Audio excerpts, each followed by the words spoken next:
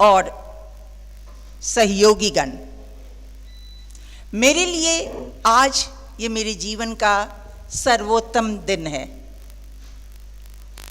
46 वर्ष हो गए थे जब मैं यहाँ आई थी, बहुत कम उम्र की एक दुल्हन के रूप में।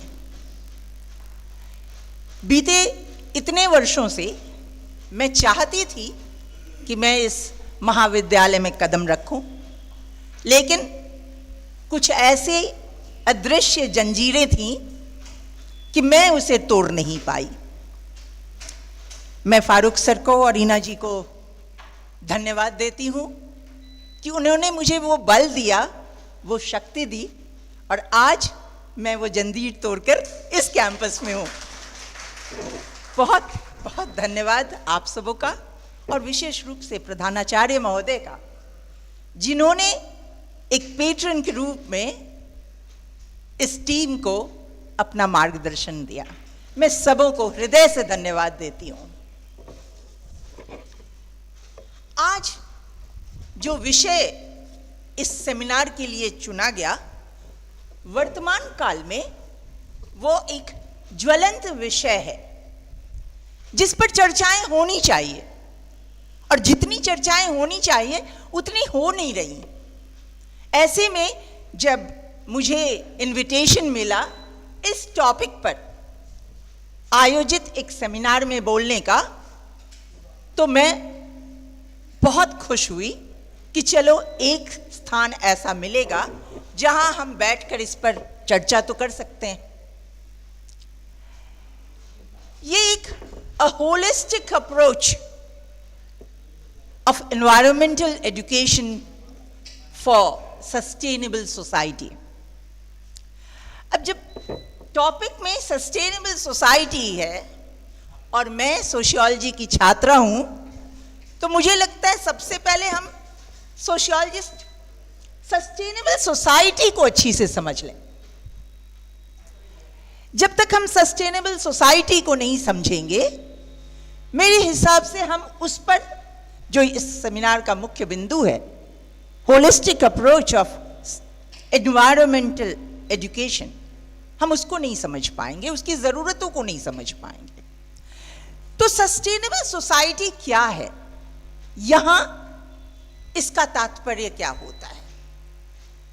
तो बहुत ही सुंदर और बहुत सिंपल भाषा में यदि कहूं तो sustainable society is one in which we do not damage the environment or overuse the resources, and are therefore able to leave a beautiful, peaceful and bountiful earth that future generation can continue to inhabit।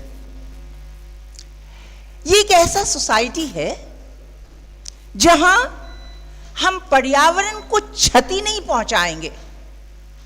एक ऐसी society जहां हम जो resources हैं, जो संसाधन हैं, उनकी अधिक खपत, यानी जरूरत से अधिक खपत नहीं करेंगे और छोड़ कर जाएंगे अपनी भावी पीढ़ियों के लिए एक सुंदर, शांत और खुशनुमा पृथ्वी, जिस पर वो भी एक सुनहरा जीवन जी पाए। कहने का तात्पर्य बस इतना कि हम तो जी लें अच्छी तरह, लेकिन ये प्राकृतिक संसाधन जो हैं उनका दुरुपयोग ना करें, क्योंकि हमें एक सुंदर, शांत और खूबसूरत पृथ्वी छोड़कर जाना है अपनी भावी पीढ़ियों का।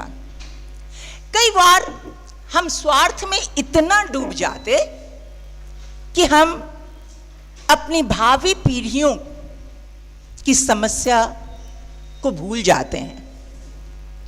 हम सोचते लगते हैं कि चलो हमने तो जी लिया, आने वाले भी कोई रास्ता ढूंढ लेंगे। और इस पर मैं आपको एक वाक्य बताऊं। अभी आपने भी सुना होगा, इस फाइनेंशियल ईयर में हमारे माननीय प्रधानमंत्री महोदय ने आर्टिफिशियल इंटेलिजेंस पर काफी बल दिया अपने स्पीच में, और जरूरत भी है।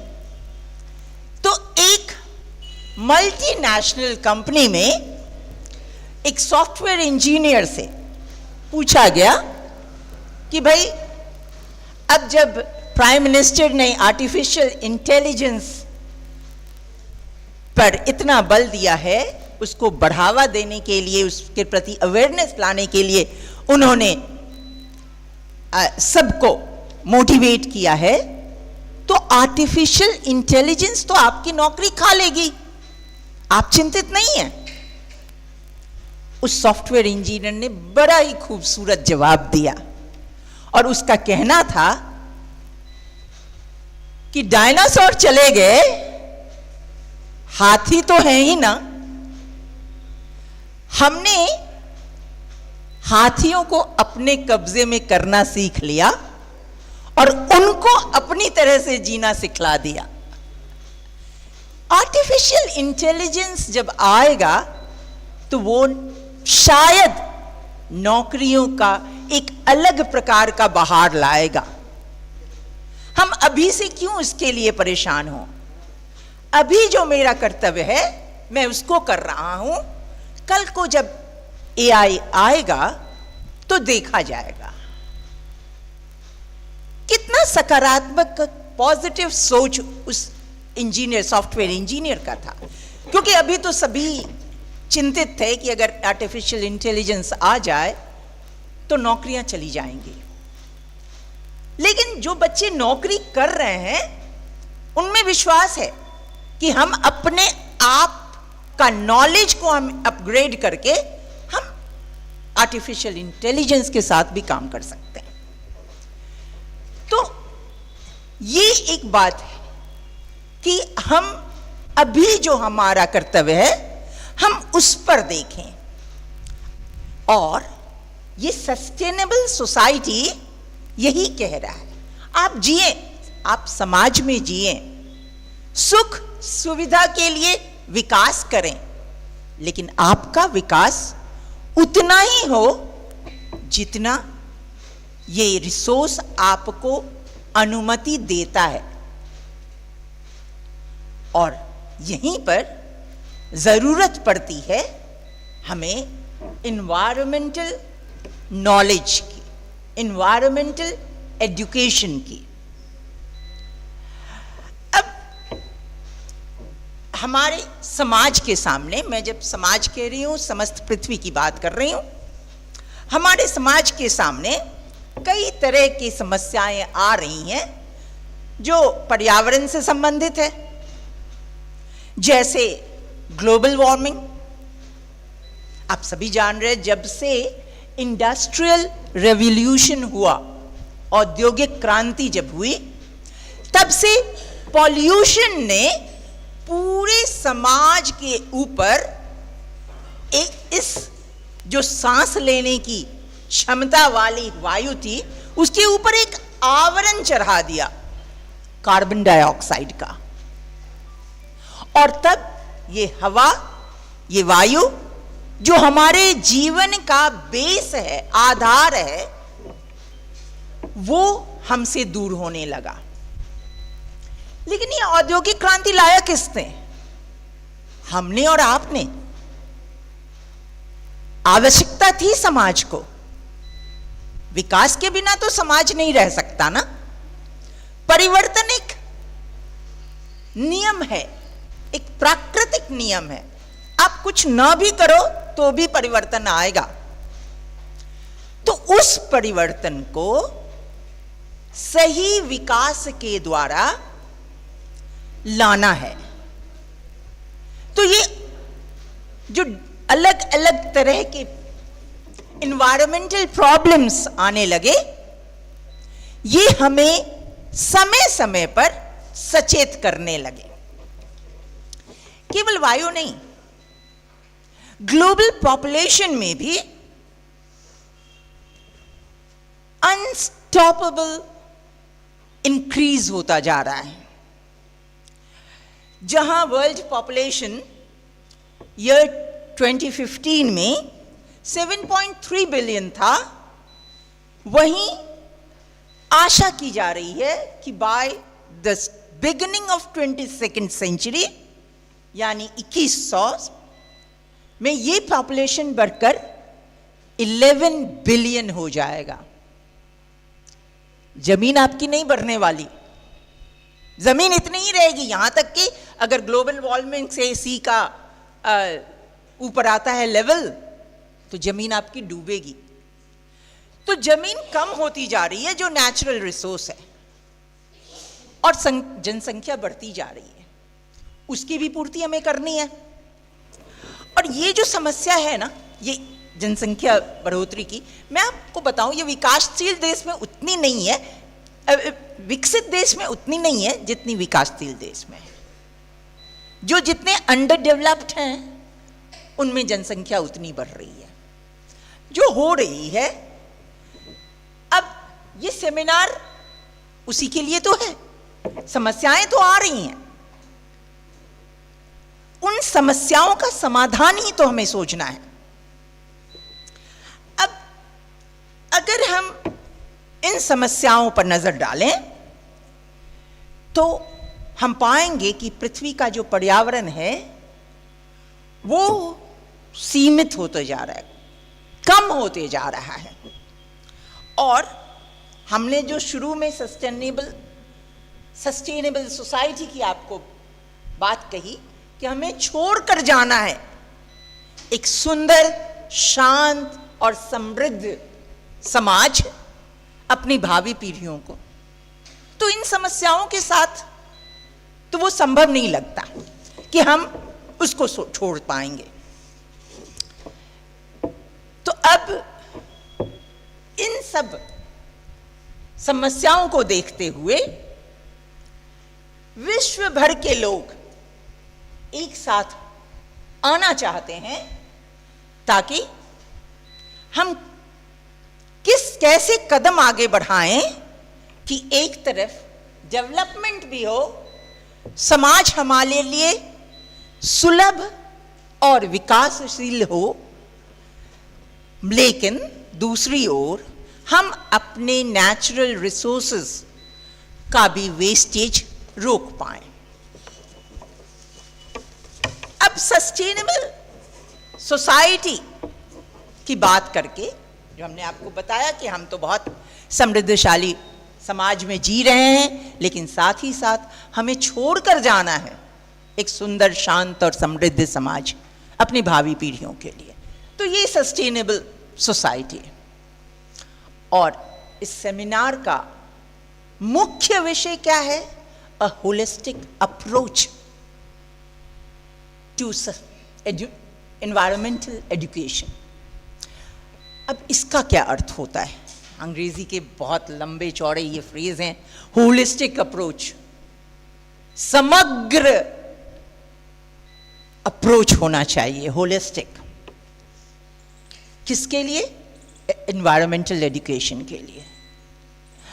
अब जब हम बात करते हैं होलिस्टिक अप्रोच की, तो एक्चुअली हम आशा करते हैं कि हम आप मिलकर उन संभावनाओं की खोज करेंगे जिसके द्वारा परोपकारी और सह अस्तित्व का एक मॉडल समाज का विकास होगा। परोपकारी और सह अस्तित्व, ये दो बेहद इंपॉर्टेंट थे।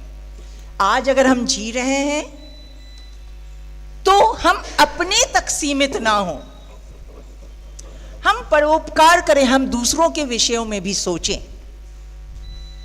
और सह अस्तित्व, जियो और जीने दो, ये प्रिंसिपल बन जाए हमारे जिंदगी का। कैसे कैसे बनेगा ये? एनवायरमेंटल एजुकेशन के द्वारा। अब जब हम परोपकारी बात करते हैं, जब हम समाज की बात करते हैं, तो हम समाजशास्त्र के जो छात्रगण हैं उदय बाबू से लेकर ये नन्हे बच्चे तक हम सभी छात्र हैं समाजशास्त्र के। और समाजशास्त्र के टीचर्स को एक बड़ा मज़ेदार रहता है, उनके पास एक आप कह सकते हैं एक टेक्निक कि समाज तो अमूर्त है, इट्स एन एब्स्ट्रैक्ट कंसेप्ट, आप देख नहीं सकते समाज को। तो हम क्या करते हैं ना, जब पढ़ाते हैं समाज को और एग्जाम्पल देते हैं परिवार का, क्योंकि family is the smallest unit of society, और फैमिली को से हर बच्चा, हर स्टूडेंट अपने आप को रिलेट कर पाता है। तो ये फायदा है हम सोशियोलॉजिस्ट के पास, हम सोशल साइंस के स्टूडेंट्स के पास। मैं अपने स्टूडेंट्स को हमेशा कहती हूँ कि देखो भाई, अगर तुम पॉलिटिकल साइंस के स्टूडेंट हो और तुमने क्लास अटेंड किया और घर जाकर अगर तुम रिवाइज करना चाहोगे अपने आज के क्लासरूम एक्टिविटीज का, आपको किताब खोलनी पड़ेगी। पॉलिटिकल साइंस के हो, आपने लोकसभा पढ़ा है, आप घर जाओ शाम में 7 बजे अपनी पुस्तक खोलो और अपने नोट्स खोलो और देखो कि क्या आपने पढ़ा है लोकसभा। लेकिन मैं अगर अपने स्टूडेंट्स को स्टेटस और रोल अगर पढ़ाती हूं तो मैं उनको कहती हूं शाम में किताब मत खोलना, एक कुर्सी लेकर बैठ जाना अपने वरांडा पर और देखना अपने परिवार के अंदर बदलते हुए स्टेटस और उन स्टेटस के साथ बदलते हुए रोल्स को। तुम्हारी मां जो तुम्हारी जन्मदात्री हैं, तुम्हारी मां है, उनका व्यवहार तुम्हारे साथ अलग होगा, और तुम्हारे पापा के साथ जब वो पत्नी के रोल में आ जाएंगी तो उनका व्यवहार अलग होगा। ये किसी पुस्तक में तुमको ढूंढने की जरूरत ही नहीं है। तुम अगर स्टेटस और रोल के बारे में जानना चाहते हो, बस शाम में कुर्सी लगाकर बैठ जाओ, no books, no notes, nothing. समझने के लिए समाजशास्त्र किसी पुस्तक की आवश्यकता नहीं, अवलोकन काफी है। फिर पुस्तक चाहिए क्यों समाजशास्त्र वालों को? ताकि वो एग्जामिनेशन में अपने आंसर्स को लिख पाएं। समझ तो लेते हैं हम आम बोलचाल की भाषा में, लेकिन जब लिखने पे आते हैं तो हमें चाहिए साहित्यिक भाषा। आप जिस भाषा में अपने घर में अपने दोस्तों के साथ बात करती, आप उस भाषा में अपने आंसर्स लिखेंगी तो फिर आपको मार्क्स नहीं आएंगे। तो वहां पुस्तक की आवश्यकता होती है कि हमारी भाषा कैसी हो। तो ये जो होलिस्टिक अप्रोच है एनवायरमेंट एजुकेशन का, इसका उद्देश्य है उन संभावनाओं का खोज करना जिससे परोपकारी और सह अस्तित्व के मॉडल स्वरूप समाज का विकास हो पाए।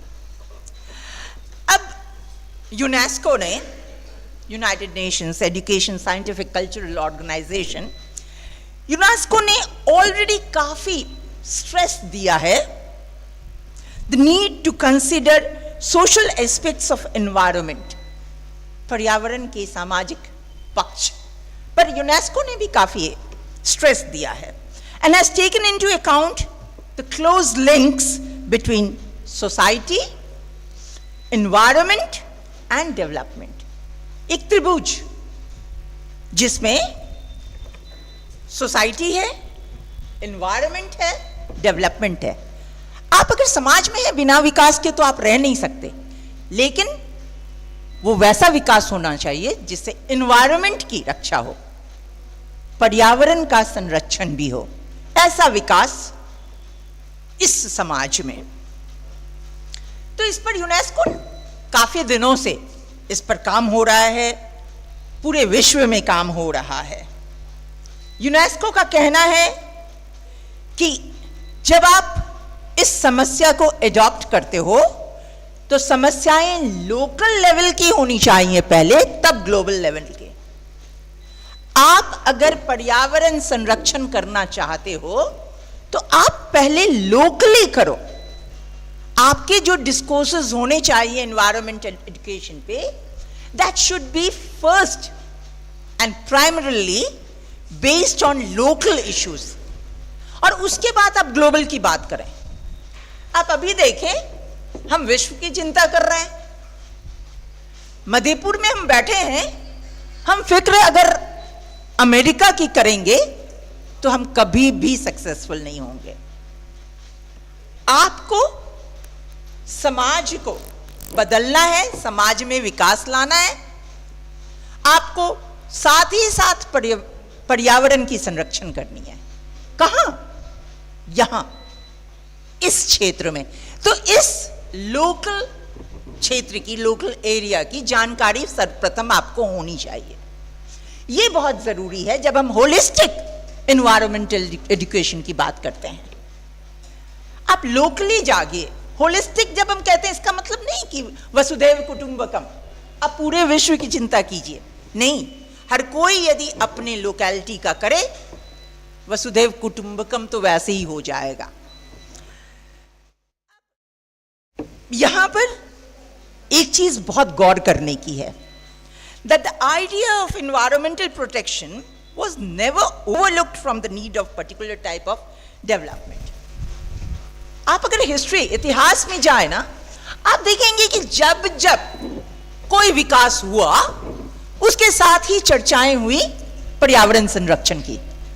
पर्यावरण संरक्षण was never overlooked, rather it was hand in hand with development. कोशिश तो वही की जा रही थी कि साथ में चले। तो अगर ये सब हो ही रहा था, फिर जरूरत क्यों आन पड़ी ये EESD की, जो यूनेस्को ने एक टर्म लाया, environmental education for sustainable development. ये यूनेस्को का टर्म है, ये कोई हमारा आपका या इस क्षेत्र का टर्म नहीं है। यूनेस्को ने environmental education for sustainable development की बात कही, और तब हम आप इस पर ज्यादा ध्यान देने लगे। तो ये क्यों इसकी जरूरत पड़ी, यूनेस्को को क्यों आवश्यकता पड़ी इसके?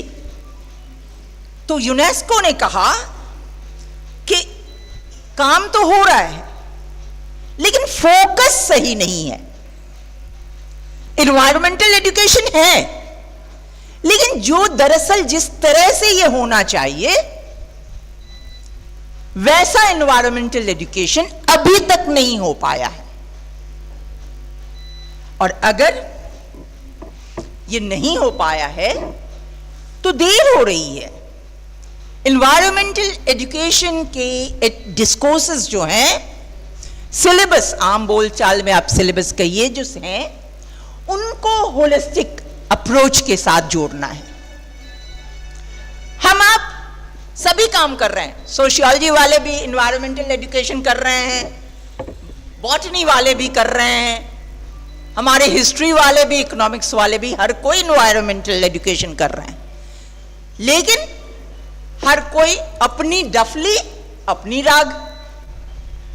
तो जब हर कोई डफली बजा रहे हैं वहां तक कोई दिक्कत नहीं। वो डफली भी परकर्सन का एक इंस्ट्रूमेंट है। अगर कोई यहां म्यूजिक का बैठा होगा तो डफली एक बहुत ही अच्छा परकर्सन का इंस्ट्रूमेंट है। जरूरत है तो रिदम की। सभी अगर एक धुन पर डफली बजाएं तो वो म्यूजिक है। आप आंख मूंद कर सुन सकते हैं, उसका मजा ले सकते हैं। और वही डफली जब अलग अलग बजती है तो फिर कानों को बंद करना पड़ता है। तो यूनेस्को ने कहा कि काम तो हो रहा है लेकिन समग्रता नहीं आ रही, सॉलिडैरिटी नहीं आ रही उस काम में, और इसीलिए होलिस्टिक अप्रोच चाहिए। अब जब हम एनवायरमेंटल एजुकेशन की बात करें, इस सेमिनार में सस्टेनेबल सोसाइटी की बात तो है, और थैंक यू, सस्टेनेबल सोसाइटी की बात तो है, लेकिन सस्टेनेबल सोसाइटी के साथ देखिए उससे ज्यादा इंपॉर्टेंट है holistic approach to environmental education. Sustainable society के बारे में अभी रीना जी ने, गिर जाएगा बेटा, इसको वहां रख, अभी रीना जी ने बहुत बढ़िया से कह दिया सस्टेनेबल सोसाइटी के बारे में। तो होलिस्टिक एनवायरमेंटल एजुकेशन जो है, खूबी इस बात की है कि इसके जो कैरेक्टरिस्टिक्स थे एनवायरमेंटल एजुकेशन के प्राचीन समय में, आज भी वही विशेषताएं हैं, कोई विशेषता नहीं बदली है। आज भी जब हम एनवायरमेंटल एजुकेशन की विशेषताओं की बात करते हैं तो उसमें समग्रता है, उसमें अंतःविषयता है, उसमें मूल्य स्पष्टीकरण है, एकीकरण है, आलोचनात्मक सोच है, मुद्दा आधारित एक्शन लर्निंग है, और भी कई विशेषताएं हैं। लेकिन मैंने इतने विशेषताओं का जिक्र इसलिए किया कि ऊपर की जो सारी विशेषताएं हैं, जिसमें आपको होलिज्म, इंटरडिसिप्लिनैरिटी, इंटीग्रेशन, क्रिटिकल थिंकिंग, सब कुछ है, किसमें कमी रह जाती है? कमी रह जाती है इशू बेस्ड एक्शन लर्निंग। हम पढ़ते तो हैं, मैं एनवायरमेंटल, चूंकि पीजी में एईसीसी का सब्जेक्ट्स का मैं क्लास लेती थी, तो एनवायरमेंटल साइंस भी पढ़ाती थी। स्टूडेंट्स पढ़ते थे और जैसे ही क्लास से निकलते थे, आप देखते वो बिस्किट के रैपर्स फेंक रहे हैं, पॉलिथीन फेंक रहे हैं, कागज फेंक रहे हैं।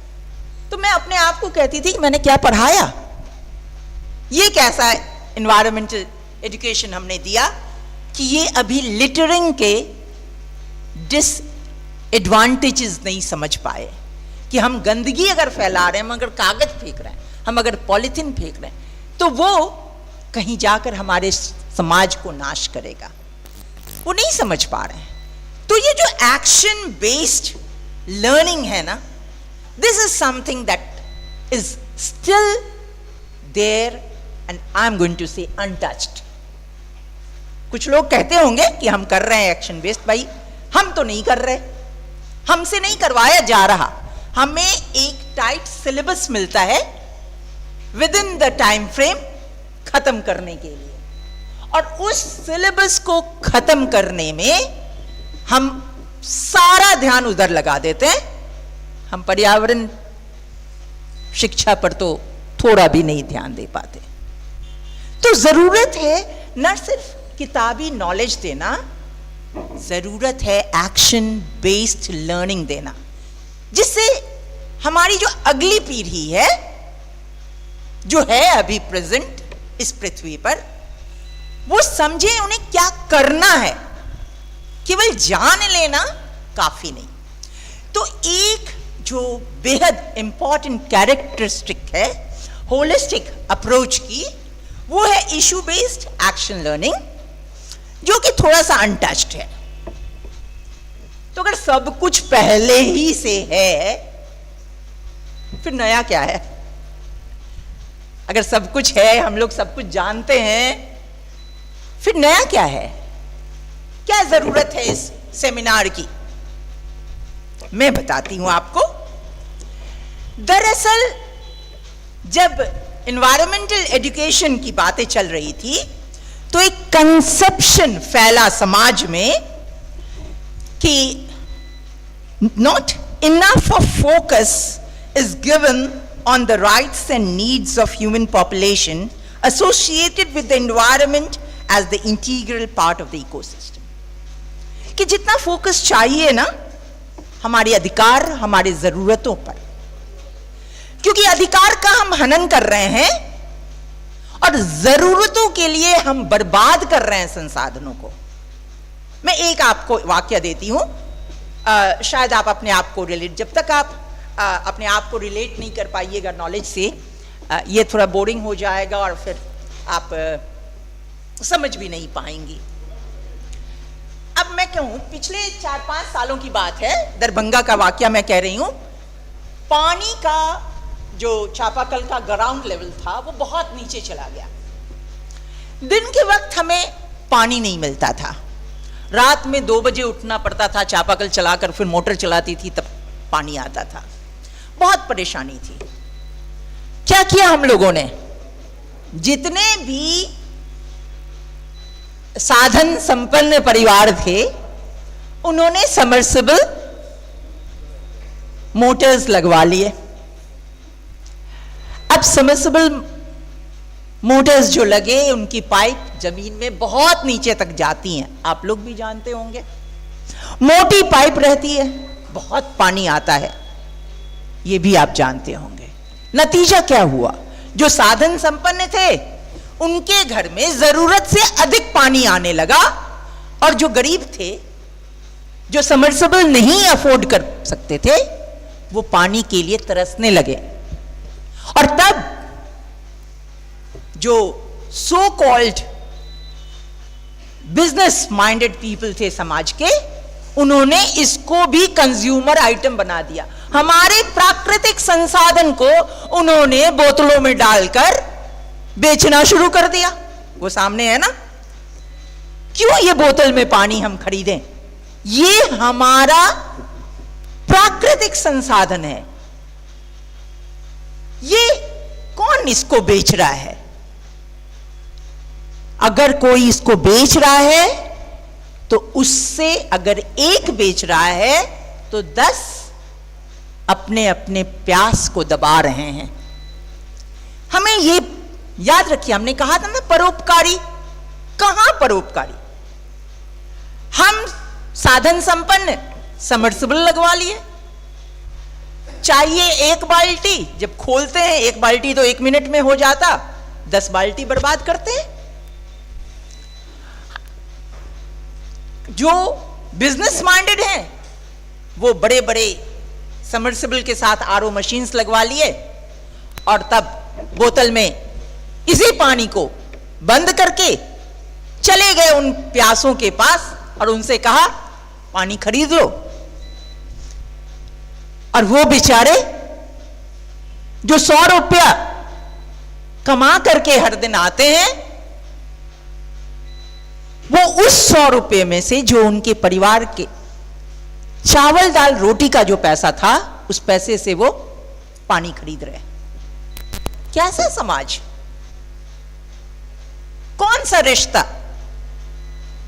कौन सा सह अस्तित्व? कुछ भी नहीं। एनवायरमेंटल एजुकेशन तो हो रहा है, आप अपने सिलेबस में देख लीजिए, हम पढ़ा रहे हैं, लेकिन एक्शन कुछ और कर रहे हैं। हमारे कर्म कुछ और हैं, ज्ञान कुछ और कहता है। तो यूनेस्को ने विश्व को चताया कि आप जो कर रहे हैं ना, आपका जो ये होलिस्टिक अप्रोच एनवायरमेंटल एजुकेशन का है, ये अधूरा है। It's partial, it's not holistic, वो अधूरा है। आपको ऐसा डिस्कोर्स बनाना चाहिए जो रिलेटेड हो कंटेम्पररी सोशल रियलिटीज से। हम जो समाज में जो समस्या है, उस समस्या से रिलेटेड आपके सिलेबस होने चाहिए। आप जो पढ़ा रहे हो वो नहीं पूरा कर रहा है इस काम को, और इसीलिए जरूरत पड़ती है एक ऐसे डिस्कोर्स की, एक ऐसे सिलेबस की which places greater emphasis on concern for planetary solidarity। अब यहां पर देखिए, सॉलिडारिटी आ गई, होलिस्टिक से काम नहीं चला, तो सॉलिडारिटी लाया गया, कंसर्न फॉर प्लैनेटरी सॉलिडारिटी। और मैं मानती हूं कि यही कंसर्न जो है इस सेमिनार का गोल है, इस सेमिनार का ऑब्जेक्टिव है कि ऐसा डिस्कोर्स हो जो आपको सचेत करे कि आपके साथ कुछ और लोग हैं, आप उतना ही संसाधन लें जितनी आपको जरूरत है। इस वेस्टेज को खत्म करें। अब किस तरह का कंसर्न होना चाहिए? जब हम एनवायरमेंट एजुकेशन की बात करते हैं, होलिस्टिक अप्रोच की बात करते हैं, तो हमारा जो कंसर्न है वो इक्विटी और ड्यूरेबिलिटी, इन दो कंसर्न्स पे आधारित होनी चाहिए। इक्विटी, इक्वल डिस्ट्रीब्यूशन, बराबर बांटिए ना। पानी तो जमीन के नीचे है। समाज में प्रत्येक व्यक्ति को अपनी जरूरत के अनुसार पानी मिल जाए, कुछ ऐसा उपाय ढूंढिए। Submersible is not the solution. Submersible आपको परोपकार नहीं, स्वार्थ की ओर ले जा रहा है। यह नहीं होना चाहिए, इससे इक्विटी नहीं आएगी। और दूसरा, ड्यूरेबिलिटी। मैंने एग्जाम्पल सबमर्सिबल का दिया है, इसलिए मैं सबमर्सिबल का नाम बार बार ले रही हूं। ड्यूरेबिलिटी, आपको क्या लगता उतना पानी निकालेंगे आप नीचे से, सबमर्सिबल का लेवल नीचे नहीं जाएगा, पानी का लेवल सबमर्सिबल से भी नीचे जाएगा। तब क्या करोगे आप? हम तो बर्बाद कर रहे हैं, रोड पे पानी बहा रहे हैं। और कल को जब वो लेवल, क्योंकि हमने कहा ना हर 10 घर के बीच में एक सबमर्सिबल है। आप सोच लो कितने सारे सबमर्सिबल्स दरभंगा में हैं। ये एक रिसर्च की विषय है और कभी हम अपने डिसर्टेशन में बच्चों को इस पर भी हम सर्वे करवाएंगे कि दरभंगा में पानी के लिए हाहाकार मची हुई है। गर्मी अभी पूरी आई नहीं और पानी के लिए लोग तरस रहे हैं, तड़प रहे हैं। इन्वायरमेंटल एजुकेशन तो स्कूल से लेकर पीजी तक हम पढ़ा रहे, क्यों नहीं नजर आ रहा हमें समाधान? क्योंकि हमारा जो डिस्कोर्स है, हमारा जो सिलेबस है, उसमें इक्विटी और ड्यूरेबिलिटी की बात ही नहीं है। दूसरा जो कमी अभी के एनवायरमेंटल एजुकेशन में है वो है कि हम अपने आप को एनवायरमेंट से नहीं जोड़ पा रहे हैं। इसके आगे मैं आपको बताऊंगी कैसे हमें जोड़ना है, लेकिन वस्तुस्थिति अभी यही है कि हम अपने आप को एनवायरमेंट से जोड़ नहीं पा रहे हैं। हम पेड़ के नीचे बैठकर हवा नहीं लेना चाहते। हम सारे खिड़की, दरवाजा, एक एक छिद्र को बंद कर दे के एसी चलाते हैं और उससे संतुष्ट हो जाते हैं। क्यों? इतने सारे पेड़ हैं, क्या एचपीएस कॉलेज को कभी एसी की जरूरत होनी चाहिए? नहीं। ये इन पेड़ों की हवा उन कमरों तक, यदि उसको जाने के लिए पर्याप्त रास्ता मिलेगा तो वो हवा काफी है। आपको एसी की जरूरत नहीं। जब हम एसी यूज करते हैं, मैं पंखा नहीं कह रही, पंखा हमारी जरूरत है, मैं वो नहीं कह रही। मैं कह रही हूं एसी। एसी क्या करता है? पंखा आपको कहता है खिड़की दरवाजा सब खोल दो, मुझे भी चलाओ। एसी कहता है सब कुछ बंद कर दो, बाहर ही कुछ मत आने दो। You don't need the nature, आप मुझे चलाओ, मैं आपको ठंड कर दूं। लेकिन वो कौन सा गैस बाहर जो उसका रखा हुआ है बॉक्स, वो कौन सा गैस एमिट कर रहा है, ये जानने की कोशिश आप छात्राएं की हैं कभी? कि लोग अगर एसी में रहते हैं तो अंदर वाले तो बड़े आराम से रहते हैं, चारों तरफ का दरवाजा खिड़की, और बाहर जो अड़ोस पड़ोस में आप लोग रहते हो ना, आपके पास कौन सी हवा जा रही है? कभी जानने की कोशिश करना। बहुत आगे चलकर समाज के लिए तुम कुछ नया करोगे। तो एक तरफ तो इक्विटी और ड्यूरेबिलिटी की हम बात करते हैं और दूसरी तरफ हमारा डिपेंडेंस जो है वो मशीनों पर, एनवायरनमेंट से हट रहा है, मशीनों पर हम जा रहे हैं। क्यों? क्या इससे हम अपने आप को एनवायरनमेंट से जोड़ पा रहे हैं? मैं तो नहीं मानती।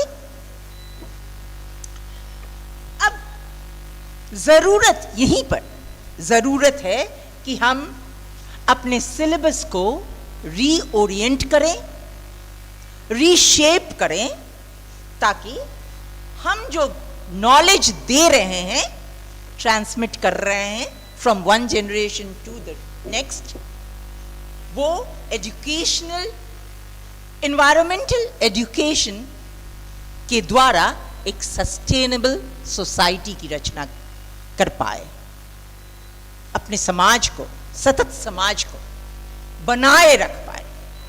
अब यहां एक और थोड़ा सा टाइम लेती हूँ तो अब यहां पर मैं एक पर्यावरण विशेषज्ञ एल सावेद, उन्होंने एक आर्टिकल लिखी और जिसमें उन्होंने 6 पैराडिग्मेटिक कंसेप्शंस की बात की। 6 पैराडिग्मेटिक मतलब साइंटिफिक, वैज्ञानिक कंसेप्शंस की बात की।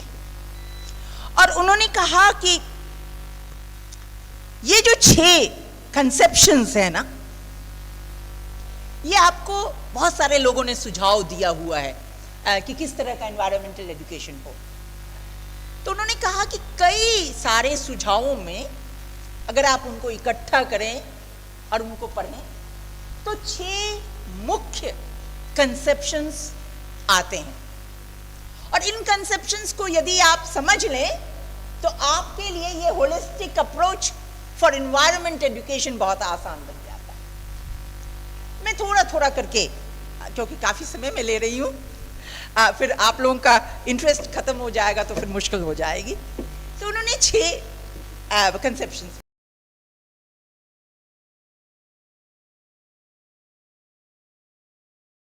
एनवायरमेंट एज नेचर, पर्यावरण प्रकृति के रूप में। हम आप तो मानते हैं इसको, कहीं कोई नहीं, लेकिन हम इसे मानते अगर हैं, एनवायरमेंट अगर नेचर के रूप में हमारे बीच है, तो हमें इसे एप्रिशिएट करना चाहिए, हमें इसे रिस्पेक्ट करना चाहिए और हमें इसे प्रिजर्व करना चाहिए। अब ये तो हम बचपन से सीखते आ रहे हैं ना कि ये जो नेचर है, we need to preserve it. तो पहले आप एप्रिशिएट करना सीखो, उसकी प्रशंसा करना सीखो, उसकी जरूरतों को समझो, अपने आप को उस पर डिपेंड करो, तो आप उसे एप्रिशिएट करने लगोगे। जब आपको लगेगा कि मेरा अस्तित्व इसी से जुड़ा हुआ है, तब आप उसका आदर करोगे। और जब आप एप्रिशिएट करोगे, रिस्पेक्ट करोगे, तो आप उसको प्रिजर्व भी करना सीख जाओगे। और यहां पर सौविन ने कहा था कि एनवायरनमेंट को आप मां के कोख के समान समझें और उस एनवायरनमेंट में आप अपने आप को फ्यूजन कर लें, मिल जाएं, घुल जाएं उस एनवायरनमेंट में, जैसे आप अपनी मां के कोख में घुले मिले थे। और जब आप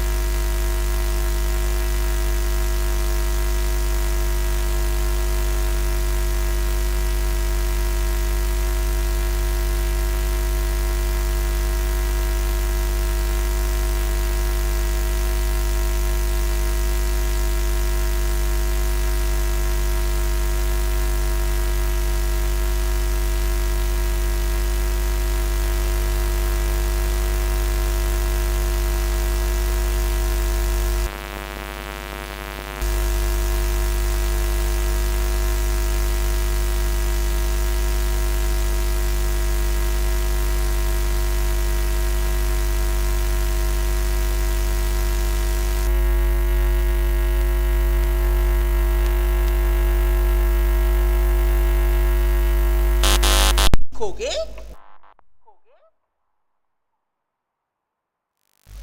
तो आपको उसका भी ज्ञान होना चाहिए।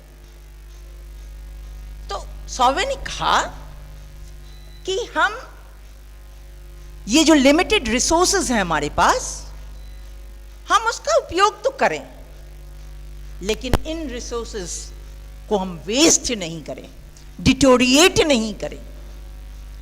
हम कम से कम ये दो करना तो छोड़ दें, तभी हम इन रिसोर्सेज को सही रूप में मैनेज कर पाएंगे। तो एनवायरमेंटल एजुकेशन में ये मैनेजमेंट की बात भी होनी चाहिए। तीसरा उन्होंने कहा एनवायरमेंट एज अ प्रॉब्लम, पर्यावरण एक समस्या के रूप में। उनका कहना था कि अगर समस्या है तो समाधान भी है। आप समस्या को झेलो, आप जब उसको झेलोगे, गर्मी बहुत है, मैं बाहर नहीं बैठूंगी, तो खिड़की दरवाजा सब बंद कर लो, एसी चला लो, ये समाधान नहीं हो सकता, ये कभी समाधान नहीं हो सकता। ये वेस्टेज ऑफ रिसोर्स है, हम अपने वायु को प्रदूषित कर रहे हैं। अगर आपको गर्मी लग रही है तो आप सोचिए कि इन वृक्षों में मैं क्या करूं। क्या इस कैंपस में वृक्षों की संख्या बढ़ा देने से गर्मी कम हो सकती है? क्या करना चाहिए, क्या समाधान? तो जितने भी एनवायरनमेंट से संबंधित समस्याएं हैं, उनका निराकरण हमारे डिस्कोर्स में होना चाहिए, हमारे सिलेबस में होना चाहिए, ऐसा सौवे का मानना था। और अगला जो चौथा था, जिससे हम आप सभी जुड़े हुए हैं, environment as a place to live, रहने का स्थान। पर्यावरण को आप अपने घर के समान समझें। जब आप प्रकृति के नजदीक हो तो घर को मत याद कीजिए, वो सीमेंट, बालू और ईंटे की दीवार, उसको छोड़िए, अपने आप को प्रकृति से जोड़िए। और जैसे ही आप किसी भी प्रॉब्लम को आइडेंटिफाई करेंगे, एनालाइज करेंगे और डायग्नोसिस करेंगे, तो आपको कई अलग अलग प्रकार के निराकरण के उपाय मिलेंगे। और जरूरत है to execute a plan of action with constant feedback. A plan of action, a plan of action is nothing without feedback. आप एक्शन करते जा रहे हो, फीडबैक ले ही नहीं रहे हो कि भाई मेरा एक्शन उन तक पहुंच रहा है कि नहीं।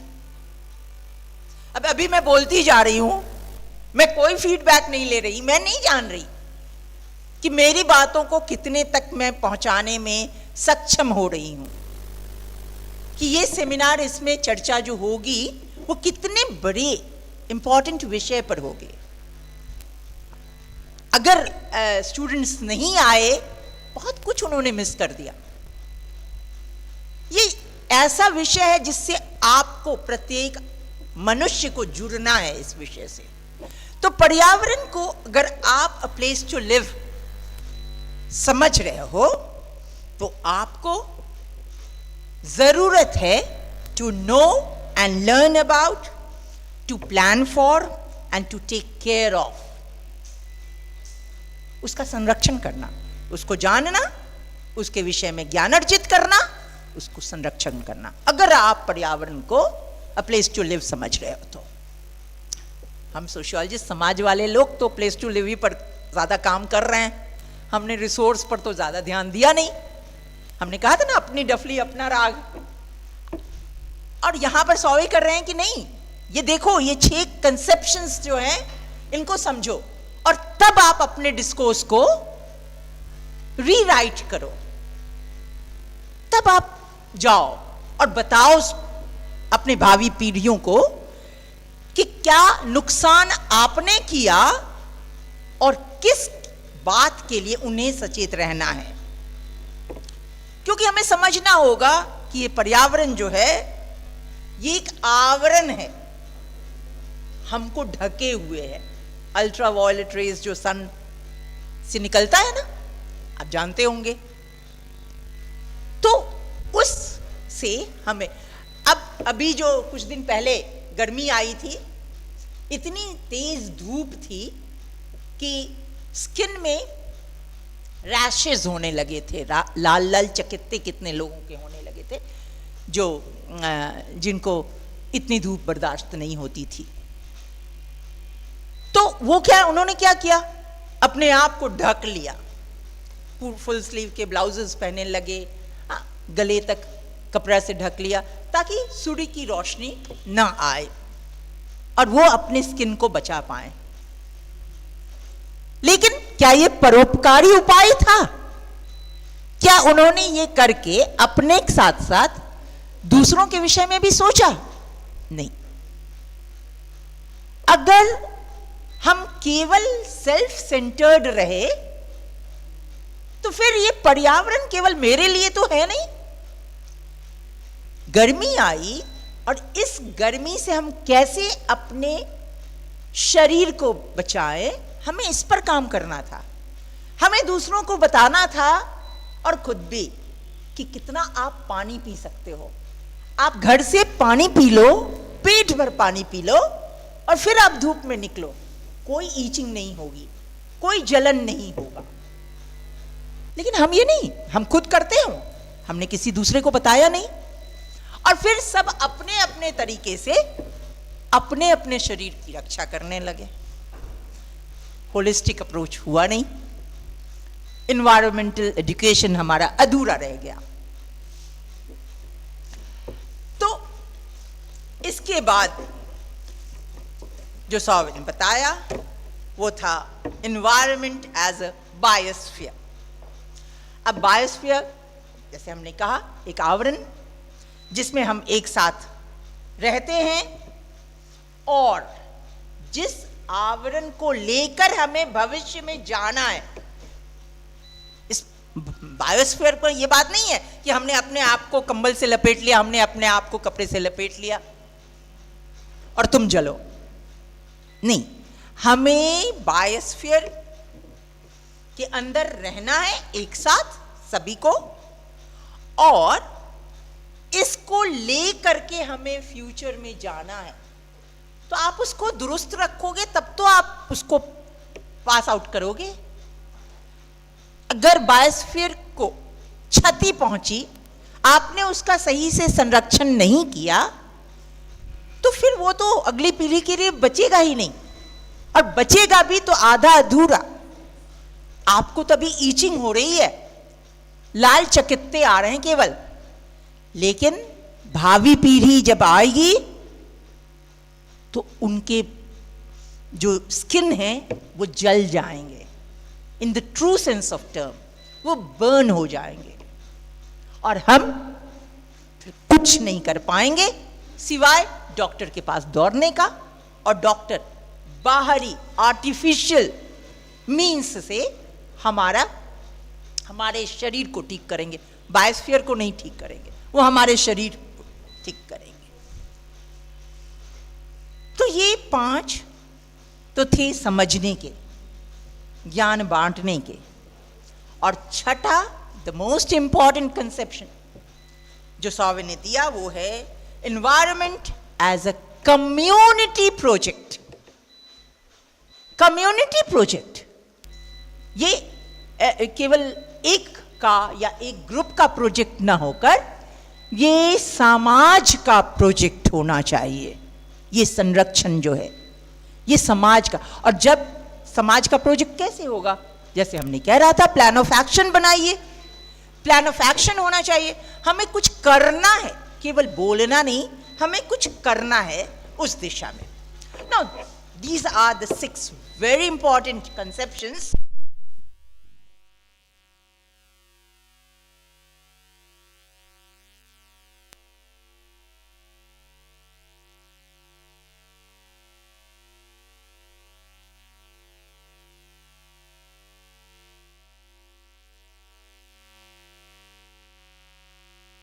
It can be clearly observed that they are eminently complementary and can be combined in many ways.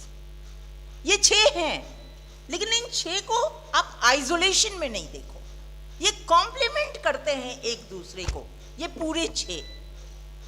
अभी हम क्या कर रहे हैं? अभी हम समझ तो रहे हैं कि ये 6 कंसेप्शंस हैं, लेकिन हम सोशियोलॉजी वाले प्लेस टू लिव उस पर काम कर रहे हैं, बॉटनी वाले बायोस्फीयर पर काम कर रहे हैं, ज्योग्राफी वाले कोई और कंसेप्शन ले रहे हैं, और यहीं पर हमारी न्यू एजुकेशन पॉलिसी आती, जिसने सर्वप्रथम ये कला, विज्ञान, कॉमर्स, इसकी दीवार को तोड़ दिया और कहा कि आप कोई भी, आप फिजिक्स पढ़ो, फिजिक्स के साथ आप म्यूजिक पढ़ो, म्यूजिक के साथ आप अकाउंट्स पढ़ लो, अगर आपकी रुचि इसमें है, आप अपने लिए एक कॉम्बिनेशन ढूंढो, आपको क्या चाहिए, आपकी इंटरेस्ट कहाँ है, और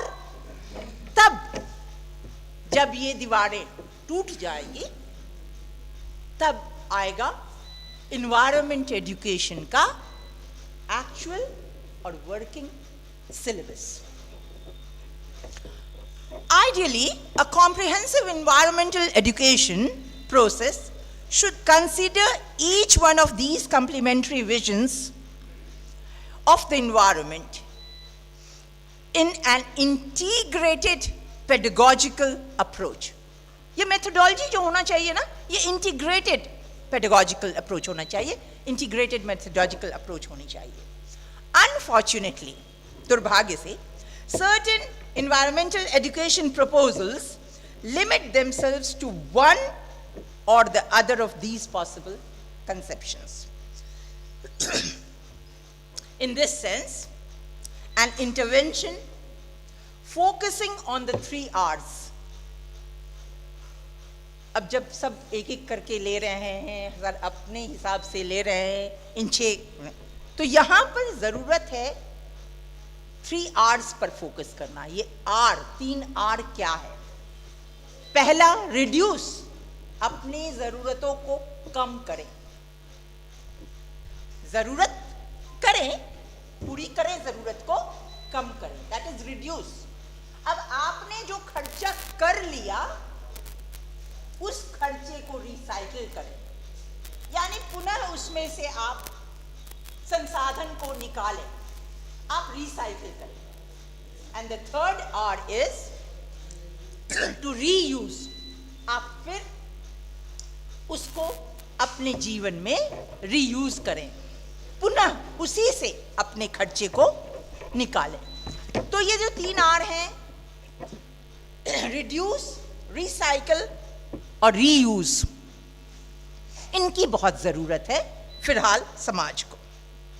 The education for sustainable society must promote creative and effective use of human potential to ensure rapid and positive development with minimal impact on education.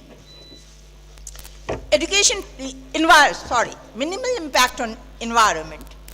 Environment पर ज़्यादा जोर, ज़्यादा डिग्रेडेशन उसका नहीं होनी चाहिए. The ultimate goal of these interrelated dimensions is the development of responsible societies. अब देखिए, sustainable societies है, और मेरा कहना है कि इससे कहीं अच्छा टर्म होगा responsible societies. जिम्मेदार समाज की जरूरत है. सतत समाज तो स्वतः हो जाएगा अगर हम responsible societies का निर्माण करते हैं, तो सतत समाज उसका एक पक्ष है, वो उसमें समाहित हो जाएगा. तो हम ये मानते हैं कि अगर हम a holistic approach to environmental education for the society कर रहे हैं through responsible societies, not only sustainable, through responsible societies, तो ऐसे में हम यूनेस्को पर स्ट्रेस करेंगे कि वो SSED जो है, सॉरी EESD जो है, environment educational for sustainable development, जो इकोनॉमिक्स वाले जिसको अपना ज्यादा मान रहे हैं, उस टर्म को हम सोशियोलॉजिस्ट यूनेस्को को बताएं कि इससे ज्यादा अच्छा टर्म आपका होगा environmental education for responsible societies. अब सोसाइटी को ये रिस्पॉन्सिबिलिटी दीजिए कि वो एनवायरमेंट का संरक्षण करें। Hence, days are not far when the term environmental education for sustainable development will be replaced by environmental education for responsible societies, as it will embrace a much richer ultimate goal. Thank you.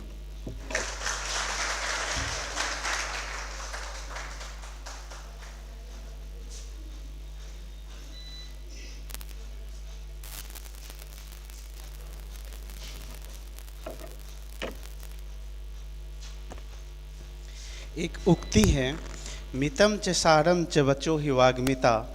इस उक्ति को आपने ma'am पूरे चरितार्थ किया है कि जो एक वाक् व्यक्ता की जो एक गुण होता है कि सारगर्भित कम शब्दों में बहुत विस्तृत आपने जो वर्णन किया है, एक एक भी पहलू को आपने नहीं छोड़ा है, चाहे समाज हो, सतत विकास क्या है, एक एक चीज़ को।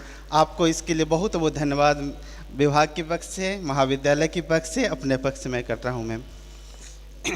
समय हो गया है कुछ जलपान का, 15 मिनट का ब्रेक मैं इसी के लिए यहाँ पे ले लूँगा, हम लोग लेंगे।